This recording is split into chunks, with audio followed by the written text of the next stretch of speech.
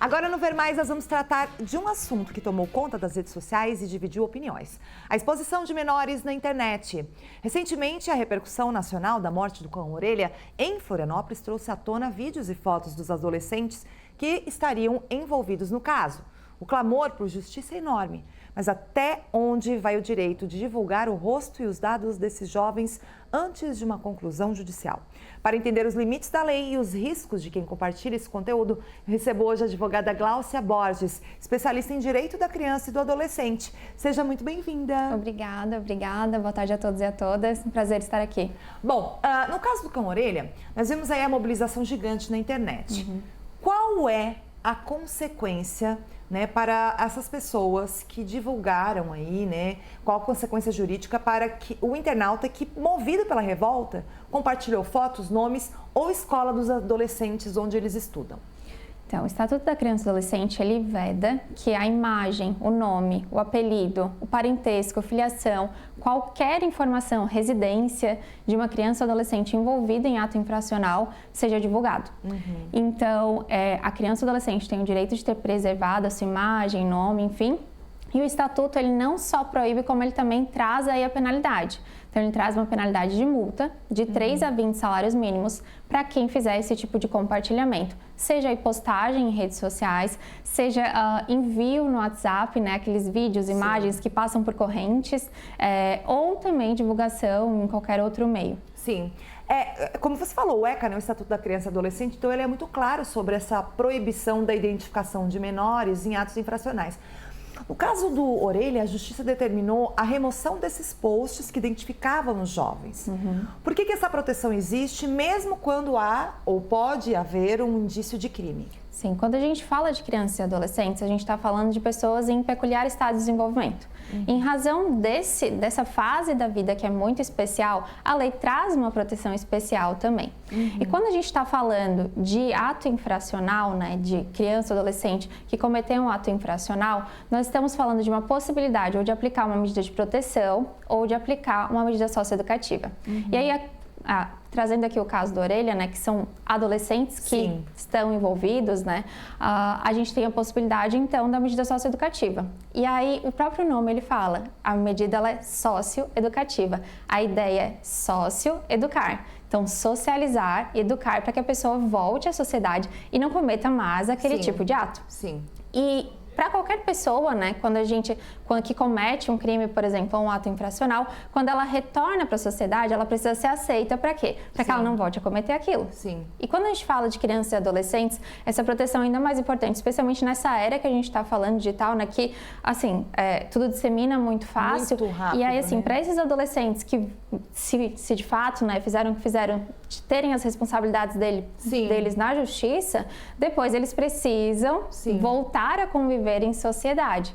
E aquele que volta a viver em sociedade é excluído, para onde que ele vai querer ir depois? Para o mundo do crime. E você estava falando, você falou perfeitamente, e você falou um si, porque é tudo si ainda, gente. A gente hoje acompanhando o Balanço Geral, na abertura do Balanço Geral, nós vimos aí as notícias, a defesa de um dos jovens, enfim, não tem mais nem 4, enfim. Mas olha só tudo que ocorreu. Olha como se disseminou mundialmente algo que ainda nem estava sendo falado de forma oficial, enfim. Agora, é interessante a gente discutir isso, E se eu vejo um post, por exemplo, com a foto de um adolescente suspeito e dou apenas um RT, e vou lá, compartilho no grupo da família, eu também posso responder judicialmente? Se você chegar a encontrarem que você fez esse tipo de compartilhamento, sim. Então, por exemplo, alguém bate um print e encaminha aí, numa denúncia de que você está fazendo esse tipo de compartilhamento. Sim. No caso, esses todos, esses compartilhamentos, eu vi por tudo, Nome, endereço, CNPJ, de família, vi tudo. Tava tudo lá, tudo. Fotos, enfim. No caso, a justiça, como é que funciona o caminho, A família vai lá, pede a justiça, que entre, enfim, em ação. Como é que é feito esse processo? Como é que é o trâmite? Isso, a família vai acionar a justiça, vai entrar com uma ação para que as redes sociais, suspendam aquelas imagens, aquelas publicações, aquelas informações, e eles têm que fazer isso. O caminho é esse, via rede social. E depois como é que funciona a punição? Com processos? Aí dentro do próprio procedimento, se encontrarem quem foi que que fez, dentro deste procedimento, se as redes sociais não fizerem, eles podem também ter a multa, né, diária por não realizar isso. Fora isso, a família pode estar pegando o nome daquelas pessoas, né, a rede social, enfim. Tanto de quem postou, quem fez, como quem compartilhou. Isso. Entrar com uma ação, e aí o Ministério Público também pode, em razão da questão de multa que tem ali no Estatuto da Criança e Adolescente, e pedir, inclusive, uma indenização. Então, não é só aquela penalização que o Estatuto traz. De maneira geral, o Código Civil também traz uma possibilidade de indenização. Sim. Em razão do uso indevido da imagem ali, né? A Glaucia está, então, trazendo essas informações importantes de comportamento de internet, né, pessoal? Você tem que se cuidar também, a gente faz o correto aqui, né? A gente traz as informações, o pessoal seguir a legislação, enfim. A gente muda um pouco a abordagem, porque é legal a gente ver de outro sentido também, tá? Porque assim, ó, a gente estão falando de adolescentes, enfim, que estariam envolvidos, né, em um crime, mas também, gente, tem compartilhamento de fotos de crianças e adolescentes em uma situação boa. Um meme, algo bonitinho, né? Recentemente temos vários casos de crianças aí, tudo bonitinho, todo mundo compartilha por tudo. Vale o mesmo segundo o ECA, Glaucia? Então, essa questão é bem complexa, porque assim, os pais têm poder familiar sobre os filhos, né? São responsáveis pelos filhos, mas eles não são donos de todos os direitos da criança e adolescente, né? Criança e adolescente têm direitos próprios. E criança e adolescente tem direito à preservação de imagem, de privacidade. E aí, assim, a gente fala que o problema não é um simples compartilhamento, porque daí até se alguém entrar agora na minha rede social, vai falar, tem uma outra fotinha da tua filha ali, certo? Mas assim, eu evito, né? Eu posto o mínimo possível, porque existe a questão dos predadores digitais, né, que ficam aguardando chegar isso, que ficam aguardando uma foto com uma nudez, né, ou uma posição que a criança, adolescente, né, dê qualquer indício aí relacionado de cunho sexual. E isso é bem preocupante. E tem também a questão do bullying, né? E por quanto tempo? Porque a internet, depois que posta, aquilo pode ficar por quantos anos e por quanto tempo sendo repassado. Sim. E será que o teu próprio filho postaria aquilo, né? Principalmente assim, aquela fotinho pelado, né?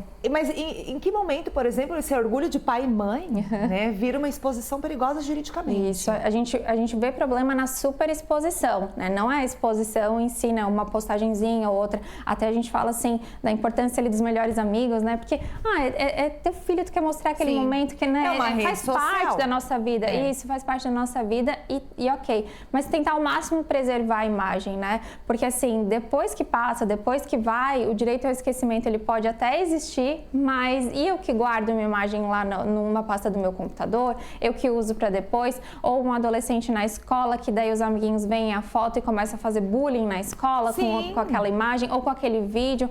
Nós temos aí uma preocupação muito grande com as crianças que fazem, às vezes, alguns vídeos para a internet. A gente tem um caso bem polêmico que era a Bel para meninas, que a mãe fazia a menina vomitar, fazer umas coisas assim, tudo para ganhar, né, engajamento, e a menina sofria muito com aquilo ali, óbvio, né? Não só a questão psíquica e física, mas também o bullying que elas estão sofrendo dos amigos. Tem vários casos, tem vários documentários sobre isso, inclusive. Tem um que fala sobre a má influência dos influenciadores mirins lá dos Estados Unidos. Tem uma plataforma de streaming muito boa. Tem outro também que fala sobre uma família também influenciadora que a mãe expunha os filhos, os 5 filhos de uma forma assim que depois... Aí dentro disso, por exemplo, se uma criança crescer, e foi o que ocorreu, tá? Em alguns casos, a criança processa os pais. Pode? Pode. Então assim, pessoal, daqui a pouco, né? Então, é perigoso. O direito à imagem era dela, né? O direito à imagem era dela, não era do pai ou da mãe. E é exatamente isso, assim, será que ele postaria aquilo ali? Será que ele gostaria daquela exposição?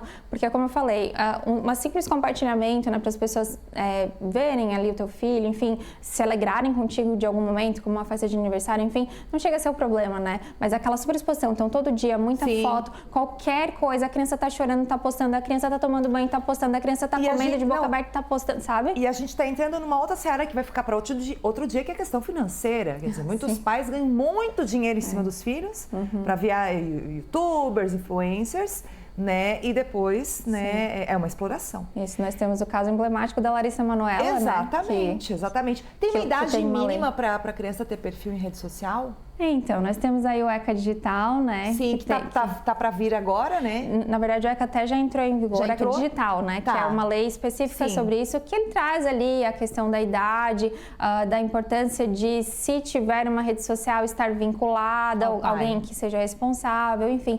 Em regra, as plataformas têm sim uma idade mínima, mas aí, né? Eles fecham os olhos, por quê? Porque tá entrando, né? Exatamente, a prática é fácil. Mas aí o ECA Digital vem para trazer as penalizações. A proteção. Qual é o seu arroba, Glaucia, o pessoal te conhecer? @Glaucia Borges. Então tá, obrigada. Obrigada, eu que agradeço.